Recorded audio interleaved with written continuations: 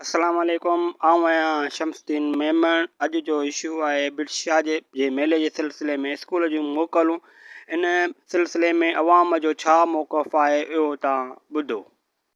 इमाम अक्सर ॾे ख़बर स्कूल जी अॼु बि मोकल लॻी पिया। भाउ वेठो ई हाणे पापड़ खीचा गाॾे ठाहे वेठो आहे। ग़रीब मां यतीम किॾां वञा। 2 महीना मोकलूं 2.5 महीना खाधूं अथऊं। वरी हाणे मथां स्कूल खुलिया न ख़ुशी जाम गाॾो था कढियो रोज़ी करियूं। वरी अॼु मेले जी मोकल करे छॾी अथनि। हाणे मेले जी मोकल बि 2 ॾींहं 3 ॾींहं वरी मथां सियारो पोइ चवनि सियारे जी मोकल कंदा। हाणे असीं ग़रीब किथां वञूं। पापड़ किथां कपायूं, किथां रोज़ी करियूं, छा करियूं। वरी अॻियां बि मोकलूं आहिनि छा? वरी चवंदा सियारे जी मोकल घणा ॾींहं हुआ? 15 ॾींहं पिया चवनि। रुॻो मोकलूं ई मोकलूं? हा रुॻो हाणे मोकलूं। हाणे असीं वञूं किथां ग़रीब। उनजो को हल आहे? इन हाणे हल कढूं कोन। हाणे छा करियूं, कंहिंखे चऊं यार। हींअर तेल बेल वठी वञूं खीचा। हाणे किथां माण्हू छा कयूं।